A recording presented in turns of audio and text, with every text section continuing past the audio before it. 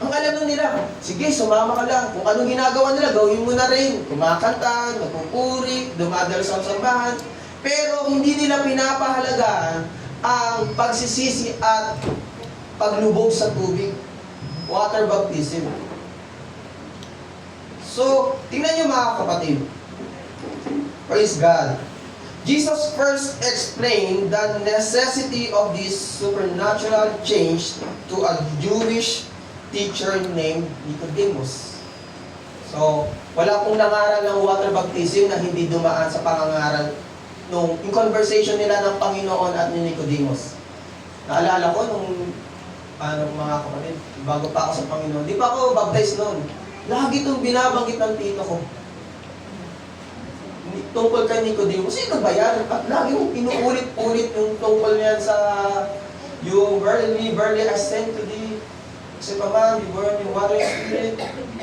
Lagi inuulit ng aking ito. Hindi ko alam, kaya pala inuulit. Napakahalaga. Tingnan niyo mga kapatid, yung conversation nila.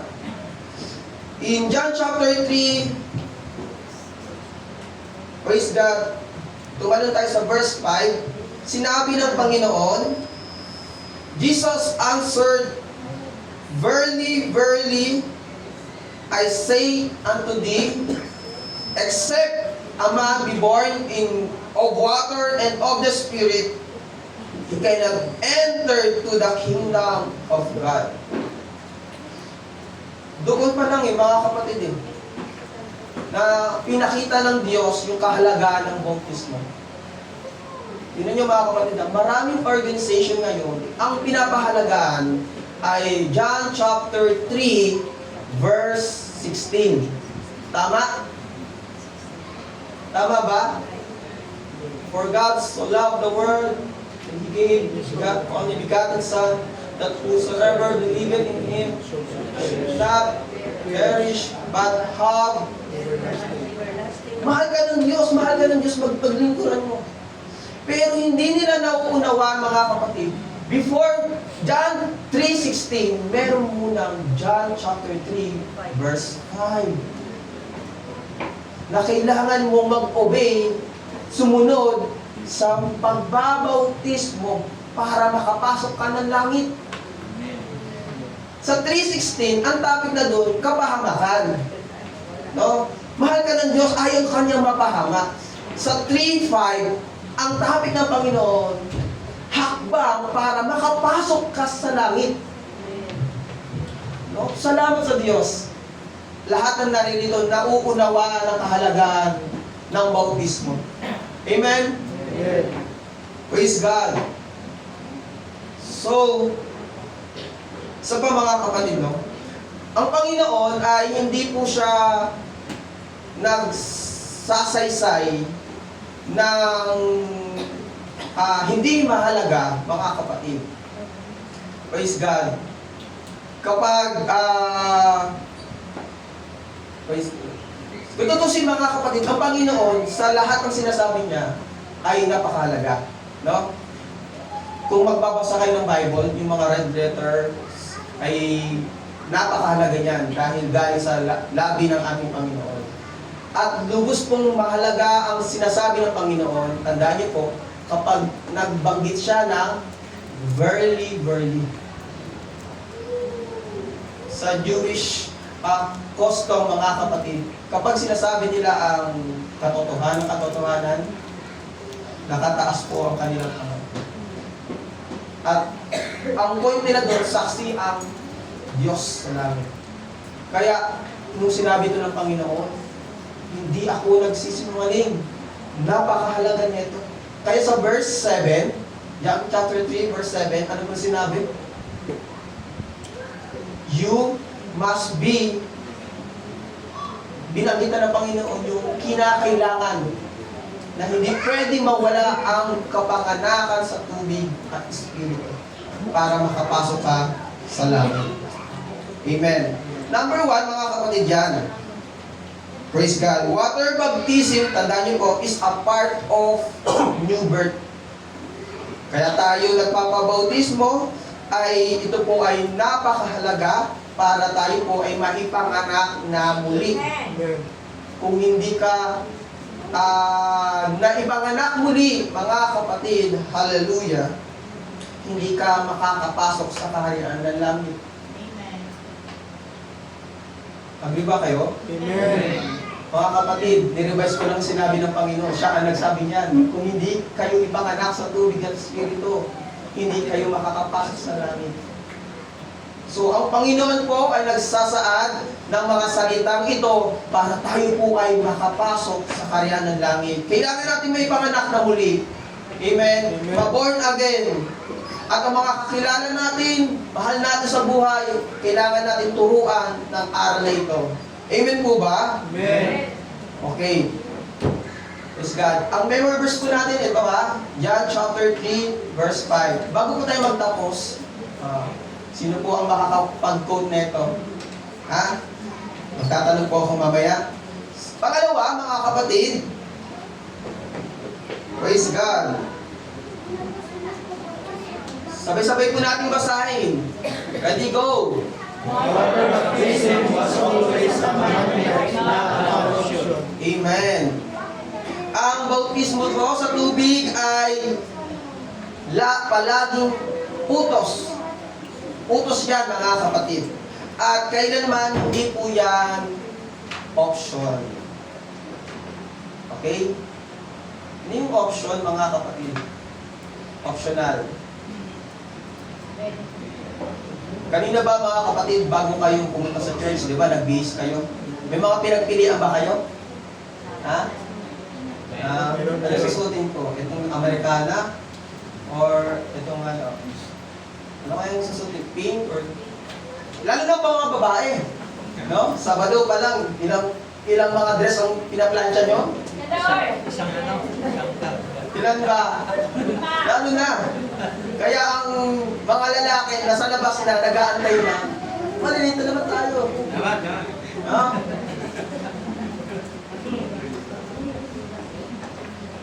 Praise God. Ayun lang rin naman, isa lang naman ang susutin pag linggo. No? May maraming pinagpipilian, ang daming pinransya.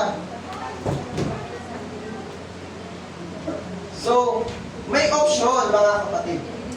Tandaan niyo, mga kapatid, ang water baptism, hindi po siya optional. Na, papabautismo ba ako o hindi? Kahit hindi ka magpabautismo, papasok ka sa langit? Hindi. May mga sekta, mga kapatid, na ganito ang kanilang pananaw. Na ang water baptism ay for membership lamang. Naka-encounter kayo? Ang bihira, nakakalungkot. Parang hindi na lang halaga yung salita ng Panginoon. Parang tinanggal nila yung conversation nila Nicodemo at yung mga ginawa pa ng mga alagad ng Panginoon na sa water baptism. Church, mga kapatid, alam mo na to o hindi, nais paalala ng Diyos na ang water baptism ay hindi po optional. Kung hindi po natin ito gagawin, hindi tayo makakatungtong sa langit. Amen. Kahit nga, praise God, makita ang langit kung hindi tayo magpapabautismo. Ang water baptism ay napakahalaga. Amen. Utos yan ng Diyos. Kung meron kang pananampalataya, yung utos ng Diyos susundin mo. Amen. Amen. Gagawin mo at hindi ka mag-aalinlangan. Ang nag-utos ay ang tagapagligtas. Sasaway ba tayo sa tagapagligtas? Hindi. Praise God. Church, ang tagapagligtas, nag-o-offer niya ng kaligtasan. Ang gagawin lang natin, yung sinabi niya, Sundin. sundin, gawin. Amen? Amen. Amen. Kaya, kung may ma-encounter kayo mga kapatid, huwag na lang kayo makipag-debate, pero i-remind nyo sa kanya, ang baptism ay hindi optional. Ang dami ko po na-encounter niyan sa Quezon. Nagdadala pa kami ng pamerienda para hindi ma-offend. Para ang tignan yung merienda. Pag kinorek na, nirebuke na, yun, kasi hindi na kami nakabalik. Matibay mga kapatid. Alright. So, praise God. Tingnan niyo mga kapatid. Ang water baptism ay hindi po optional. Sa pag-aaral ko ng aklat ng Book of Acts, wala pong isang pagkakataon na itinuring ng Kristiyano ang isang tao ng walang bautismo sa tubig. Lahat po ng believers sa Acts and sa mga sinulat ni Pablo sa Church ng Corinth, ng Roman, at sa marami pang churches, mga kapatid, dumaan niya sa bautismo, mga kapatid. And then, tingnan niyo mga kapatid, no? Kung paano nila pinahalagaan ang water baptism, sapagkat pinahalagaan ngayon nila ito ay paraan ng kaligtasan, mga kapatid. Tingnan niyo, sa araw ng Pentecostes, mga kapatid, maraming nakumbinsis doon na magpabautismo. Ilan po ba? Tandaan niyo po ba? Ilan ang nakumbinsi magpabautismo sa Book of Acts chapter 2? Ilan po? 3,000.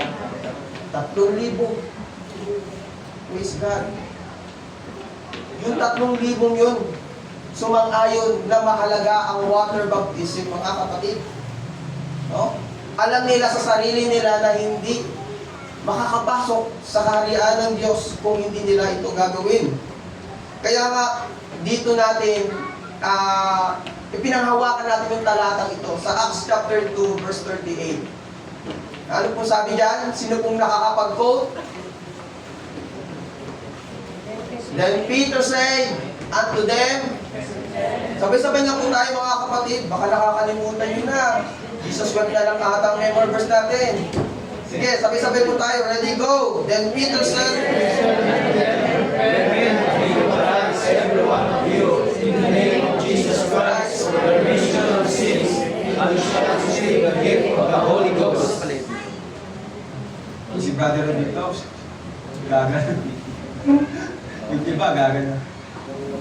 Mga kapatid, young people, lalo na sa mga young people, mga kapatid, i-memorize nyo yung talatang ito. No? Wala tayong ibang priority, mga kapatid, kundi ang sarili natin, no? Sa mga young people. School, ano pa mang libangan na yan, mahaba ang time natin ma-memorize ang talatang ito. Praise God. So, palagaan natin ang Acts chapter 2, verse 38. Alright. Tingnan nyo. Si Peter ang nangaral para mabautismuhan ang 3,000 katao. Sa Acts chapter 10, tingnan nyo mga kapatid, nangaral uli si Pedro sa harap ni Cornelio at saka ng mga kamag-anak ni Cornelio. Tauhan ni Cornelio. Acts chapter 10, verse 47 to 48. Tingnan nyo mga kapatid. Tulad natin, sila'y pinagkalooban din ng Espiritu Santo. Sino ang makakapagbawal na bautismuhan sila sa tubig? At inuutos niyang bautismuhan sila sa pangalan ni Jesucristo. Pagkatapos hiniling nila kay Pedro na manatili pa roon ng ilang araw. Nag-Bible study si Pedro at na-feel ng Holy Ghost ang kanyang pinag-Bible studyhan. Si Cornelio at ang kamag-anak ni Cornelio, mga kapatid. Tingnan nyo, ang unang kumilos ay ang Espiritu ng Diyos. Kaya sabi niya, praise God, meron bang magpabawal sa kanila bautismuhan sa tubig? Kasi ang Diyos na sumang-ayon na sa Espiritu eh. Pagbabawalan rin ba natin sila sa bautismo sa tubig? Kaya ng oras lang yun, yung kamag-anak ni Cornelio, mga kapatid, ay nagpabautismo sa tubig sa pangalan ni Jesus. Pangalan ni Jesus. Sumunod na talata, mga kapatid. Acts chapter 11, verse 17. Tingnan niyo po, mga kapatid. Alright. Sabi sa talatang yan, kung ibinigay nga sa kanila ng Diyos ang gayon ding kaloob na gaya naman ang kanyang ibinigay sa atin, na tayo nagsisampalataya sa Panginoong Jesucristo, sino ba? Baga ako na makakahadlang sa Diyos. Amen. Ang Panginoon, ang Diyos mismo ang nag-decide magpuspos ng Espiritu Santo. Kaya, alam niyo mga kapatid, merong tayong pastor, tandaan niyo po, na hindi natin pwede rin i-judge yung ibang sekta, lalo na sa mga nagsisik ng Holy Ghost. Kasi meron pong view, mga kapatid, na kapag ang Diyos nag-decide, no, ililigtas niya. May mga ibang sekta kasi mga kapatid na nagsisik ng Holy Ghost, at ang Holy Ghost kumikilos sa kanila. Ang Diyos ay nag-decide na iligtas sila sa pamamagitan ng pagkilos ng Espiritu Santo. Yun lang ang kulang sa kanila. Baka ang inaantay, tayo na lang ang inaantay, na ipangaral yung water baptism in Jesus' name. Amen. Mga kapatid, kailangan maibukan natin yung bibig natin patungkol sa katotohanan na to. Praise God. Amen po ba? Amen. Praise God. Hallelujah. And sumunod, mga kapatid, number 3. Sana nasusundan niyo po, no? Amen. Praise God. Number 3. Sabay-sabay po natin basahin ng malakas. Ready, go! Water baptism is the memorial and resurrection of Jesus. Amen. Ang bautismo sa tubig ay alaala o simbolismo ng, ito yung sinabi ni Ninang Tinantes, simbolismo ng pagkalibing at pagkabuhay na muli ng ating Panginoon. Amen. At yun yun, sa talatang ito, in scripture ba yan? Yan. Praise God. Tingnan nyo kung bakit sinabing simbolismo or memorial ng burial and resurrection ng Panginoon. Therefore, we are buried with Him by baptism into death. Tayo po ay inilibing. Tandaan nyo, sa lahat po ng bautismuhan, kasama natin inilibing ang Panginoon. Nung nilibing ang Panginoon sa kamatayan. That like as Christ was raised up from the dead by the glory of the Father. Kung paano nagbangon muli ang Panginoon, tayo rin naman ay nagbangon sa kaluwalhatian ng Ama. Kaya yung ikaw, yung ngayong pagkatao mo, hindi na yan yung dating ikaw. Ang pinamumuhay mo ay ang buhay na meron sa Panginoong Hesus. Amen. Kaya, ganun kahalaga mga kapatid, yung pag-aaral natin ng Word of God, pakikinig natin sa salita ng Diyos, para yung mindset natin ay maging katulad sa Panginoon. Kasi nag-take na tayo ng action kung paano maging katulad ng Panginoon sa pamamagitan ng water baptism. Diba? Kasi sumang-ayon na tayo sa water baptism. At yun ay simbolismo ng pagkalibing ng Panginoon. And then pagkabuhay na maguli ng Panginoon, mga kapatid, itong tayo ngayon, praise God, ang pinamumuhay natin ay ang Panginoon.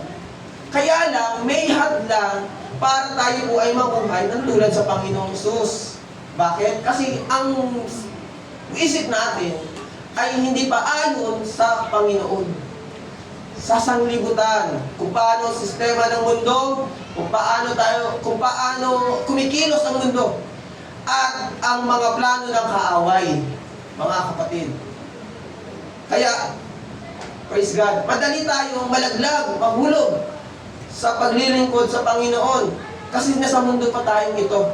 Kaya yung ating pangontra dyan ay ang pakikinig na salita ng Diyos.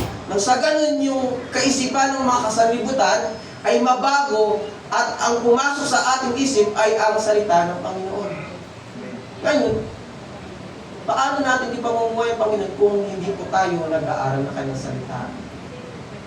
Ano yung magbabago ng ating kaisipan na patungo sa Panginoon kung walang Word of God? Walang pagbabasa ng salita ng Diyos. Amen. Sino ba sa inyong may Bible dyan sa cellphone nyo?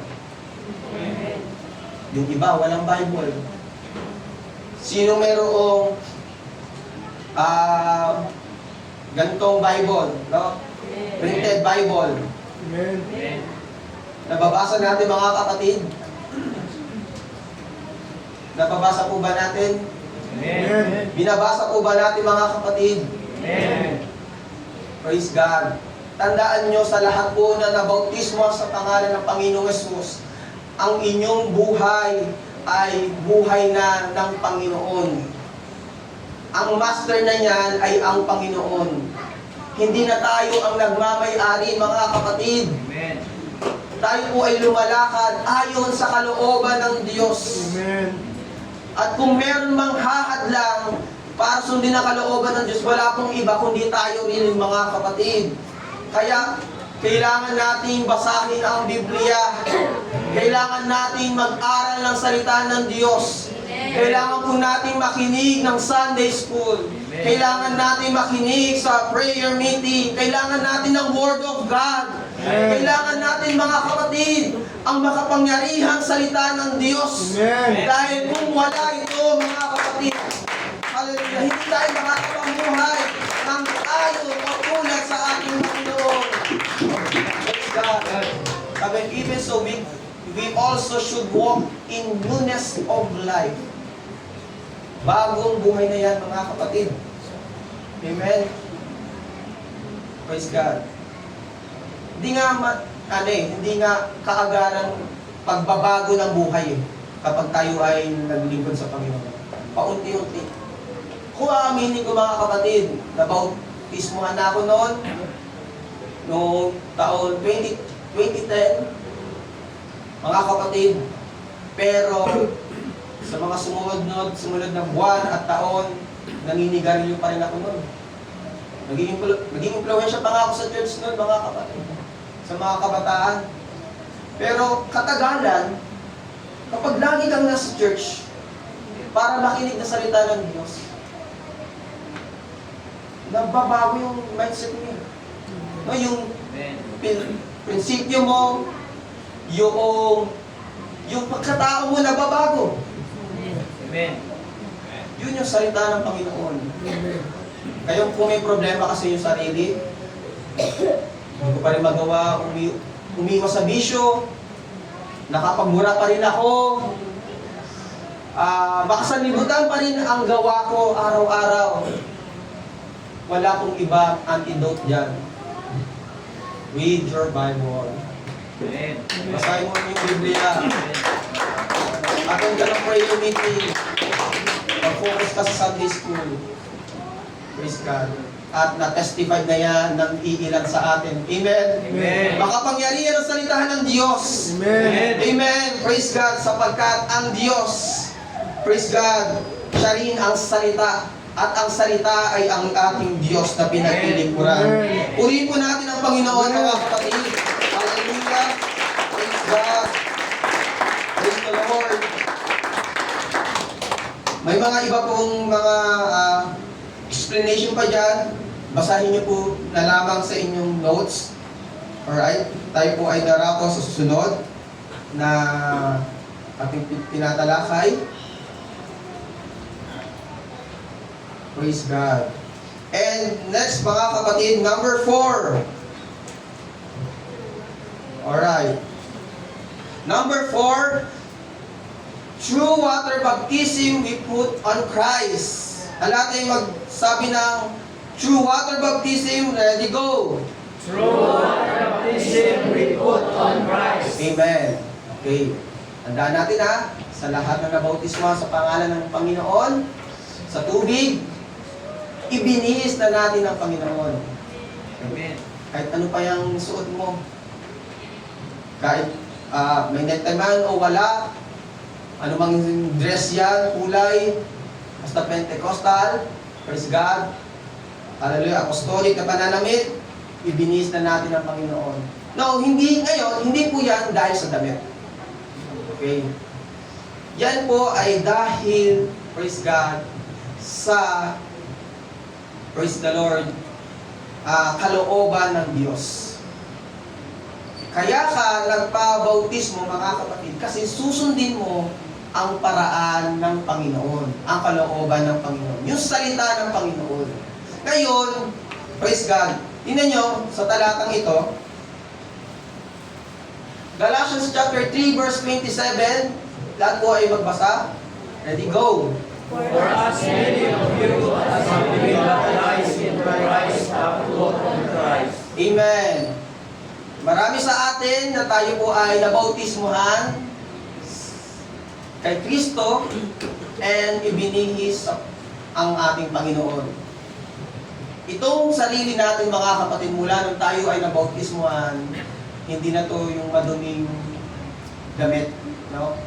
Nagkaroon na tayo ng bagong damit. Alright? Tayo po ay namumuhay sa bago nating pagkatao. At yung pagkataong ito ay hindi ayon sa ating sariling kalooban, kundi sa kalooban ng Diyos, sa kalooban ng ating Panginoon. Kaya naman, kailangan umuugnay ang ating galaw, ang ating prinsipyo, ang ating kalooban doon sa sinasabi ng Biblia. Kasi nga, ibinihis na natin ang Panginoon. Nakita na kayo mga kapatid ng okay. Damit ng pulis. Okay, damit. Example lang natin. O gusto nyo, governor. Pulis na lang mga kapatid. Di ba ang pulis? Alam natin kung ano ang duty ng pulis. Tama? Paano kung makita nyo ang naka-uniform na pulis nandoon tumataya sa soler? Paano yung naka-uniform ay nakikita nyo, praise God, na nagkakarako sa kalsada? Walang halaga yung uniform niya. Tama? Kaya, ang pulis, may mga ethics yan sila at galaw na aayon sa kanilang suot. Tama? Tayo rin, mga kapatid. Kaya nagbago rin ang ating pananamit eh. Kasi inaayon natin ang ating galaw at ang ating suot dito sa sinasabi ng ating Panginoon. Amen. Tama? Amen. Kaya kung hindi ayon sa salita ng Diyos, ang iyong galaw, ang iyong pag-iisip, mga kapatid, kinakailangan dahil mo dito.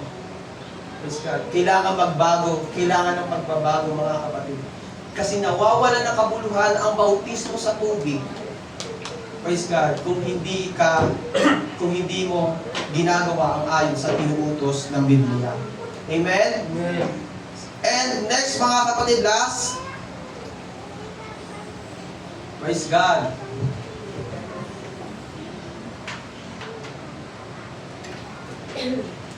So sabay-sabay po natin basahin. Ready, go! Water baptism marks us one of God's chosen people. Amen.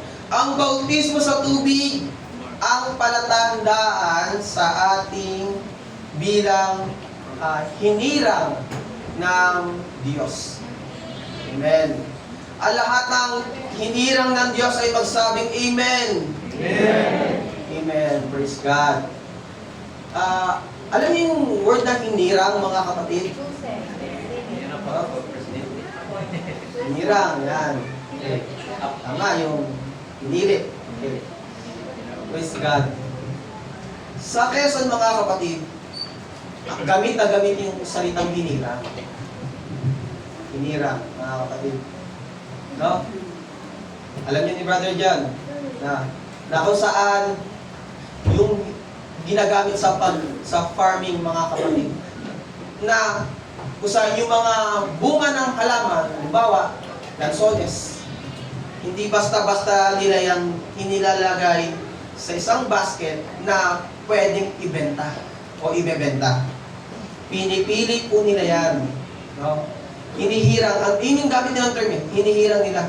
Kung mayroong bulok, hindi nila isasama doon sa ibebenta. Kasi, alam niyo kung bakit? Kasi kapag mayroong bulok, yung value ng mga good products, yung mga prutas na yan, maaapektuhan, mababawasan, mga kapatid. Kaya tayong mga naglilingkod sa Diyos, apostolic, Pentecostal, kapag tayo po ay umaayon sa sanlibutan, ginagawa rin natin ang ginagawa ng sanlibutan, humihina o bumababa ang value natin, mga kapatid. Tandaan nyo, tingnan nyo sinabi ng Panginoon kung gaano tayo kahalaga. 1 Peter chapter 2, pansinin nyo mga kapatid, alam nyo natin, you are chosen generation, pinili o hinirang bayan, lahi. Ito pa, a royal priesthood. Hindi lahat. Ginamit ni Peter, mga kapatid, yung royal priesthood kasi Hudyo siya. At alam niya, sa kustombre ng mga Hudyo, hindi madaling pumili. At ang pinipili lamang mga priest, saserdote, mga kapatid, ay mula sa lahi ni Aaron. Kaya kung hindi ka lahi ni Aaron, hindi ka mapipiling saserdote or priest. Kaya kay Peter, mga kapatid, kasi sa mga ibang lahi, isa lang ang lahi, mga kapatid, na pinipiling priest. Sa the rest, may kanya-kanyang gampanin. Mga soldier, farm, ganyan. Pero ang priest, personal na nakikipag-encounter sa Diyos. Kaya kay Peter, mga kapatid, nung siya ay naging Kristiyano, nung siya ay sumusunod sa Panginoon, sabi niya, tayo ay lahing saserdote. Ikaw ay lahing saserdote.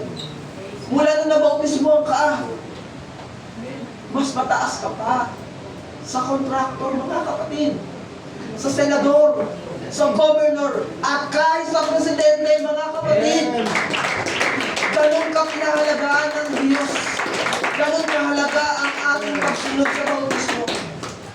Kung ngayon nileles mo ang bautismo sa tubig, and sorry mga kapatid, ang iyong mamanahin mula nung ikaw ay nabautismoan sa tubig, hindi lang isang bansa, hindi lang isang lugar o municipality ng Pilipinas, ang mamanahin mo ay Kingdom of God. Meron kang destinasyon sa langit. Meron kang patutunguhan after neto. Ikita nyo? Yung iba nagpapakasasa sa kayamanan, nagnanais na makakuha ng ganitong halaga. Praise God. Hindi hinahangad ang kayamanan panglangit. Pero salamat sa Diyos, tayong naririto, binuksan ng Diyos ang kaisipan natin na higit na mas mahalaga ang kayamanan sa langit kesa dito sa lupa. Na kung saan pinagsisikapan natin, bumabangon tayo sa umaga para mapaglingkuran ng Panginoon. Sumunod tayo sa bautismo, sumunod tayo sa mga pagbibigay at ano pa mang aspeto ng paglilingkod sa Panginoon. At ang dulo niyan, mga kapatid, ay buhay na walang hanggan. Amen. Amen? And a holy nation, ito pa yung maganda, peculiar people. Ano po yung ibig sabihin ng peculiar people? Kakaiba. Praise God. Salamat. Perfect. Ang tanging-tangi. Ang ganda, no?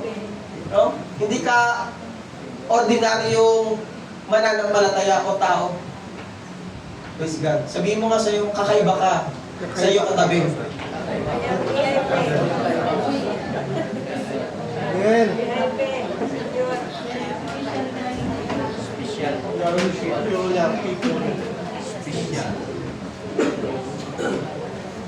Baka iba naman mo. Baka negative ang inyong na pag-message sa kanila. Special daw. Bawat isa sa ating mga kapatid ay hindi tulad ng iba. No? Pinili kasi tayo ng Panginoon. Tayo ay natatangi, mga kapatid. Amen. Hallelujah. Tapusin natin. That ye should show forth the praises of Him. Hallelujah. Ang ganda ng talatang ito. Praise God. Who hath called you out of the darkness into His marvelous light. Ano niyo ba? Na-appreciate niyo yung sinabi ni Peter? Amen. Praise God. Ako saan, hallelujah, na yung pagkatawag sa atin ng Panginoon mula sa kadiliman, hallelujah, praise God, ay idinala tayo ng Panginoon sa kaliwanagan. At yan yung dahilan kung bakit ayan na ang isa sa dahilan kung bakit kailangan natin purihin ang Panginoon. Amen. Kasi ako inaamin ko mga kapatid, nasa darkness talaga ako. Yung sistema ng aking pamumuhay noon ay ibang-iba ngayon. Mga kapatid, darkness, hindi ko minamagnify yung masalimuot na pangyayari na yun mga kapatid. Ang minamagnify ko, yung pagtawag sa akin ng Diyos mula sa kadiliman hanggang dito sa kaliwanagan mga kapatid. At ang bawat isa sa atin naranasan yan. Amen? O, hindi ata naranasan. Amen. Lahat tayo ay inagaw ng Diyos sa kadiliman. Amen. Praise God. At ngayon, lumalakad sa kaliwanagan ng ating Panginoon. Praise the Lord. Hallelujah. Praise God. Sa verse 10, praise God. Which in time past were not a people, but are now the people of God, which had not obtained mercy, but now have obtained mercy. Praise God. Kahabagan ng Diyos, biyaya ng Diyos. Praise God, dala-dala natin mga kapatid. Amen. Praise God. Kaya hindi tayo namumuhay sa kasalanan. No, nagkakasala, pero hindi tayo makasalanan. Tayo ay mayroong nakahaing awa sa harapan ng Panginoon na kung saan yun yung magtutulak sa atin na humingi ng tawad sa Kanya. Amen. Amen. Praise God. Salamat sa Diyos na tayo po ay pinaunawaan ng Kanyang salita na kung gaano kahalaga ang bautismo sa tubig. Praise God. Minsan pa mga kapatid, sabay-sabay natin purihin ang Panginoon. Amen. Hallelujah. Praise God. Praise the Lord. Hallelujah. Kung yung nare-realize ang kabutihan ng Diyos. Praise God. Hallelujah. I-magnify natin ang pangalan ng Panginoon. Come on, church. Hallelujah. Hallelujah. Hallelujah. Igalaw mo ang mga kamay upang purihin at sambahin ang Panginoon. Pasalamatan natin ang Diyos sa Kanyang kahapagan sa atin. Kung tutukusin, hallelujah, maaari tayong hallelujah, madala sa ibang aral. Pero salamat sa biyaya at habag ng Diyos, dinala niya tayo sa tamang aral na ang bautismo sa tubig ay napakahalaga, lubhang napakahalaga. Nang sa ganun, tayo po ay makapasok sa Kanyang kaharian. Ayaw na tayong mapahamak. Ayaw na tayong magdusa sa impyerno. Kaya binuksan niya ang ating pangunawa. Hallelujah, sa bagay ng pagbabautismo. At tayo ay sumunod at naririto. Hallelujah. Naglilingkuran ng Panginoon. Jesus, thank you, Lord. Hallelujah. Matanong ko lang mga kapatid, meron ba sa inyo nung Bible studyhan, umabot ng taon bago na unawaan ng water baptism? Amen. Meron? Diba hindi ganun kadali na maunawaan ang kahalagaan ng bautismo? Meron po ba sa inyo kalahating taon nung tinuruan ng water baptism bago na unawaan? No? Meron sa atin taon pa, 3 years, 5 years bago na unawaan mga kapatid. Yung iba nga mga kapatid, bago sumunod sa bautismo, nagkaroon ng sakit o mamamatay na sa kasunod. Kita niyo yung habag ng Diyos? Lahat po na naunawaan natin sa salita ng Diyos, ayun ay dahil sa biyaya niya. Amen. Hindi po natin niya mauunawaan kung hindi rin pahihintulot ng Panginoon. Kaya, salamat sa Diyos, no? Pinaunawa niya sa atin. Maaaring pwede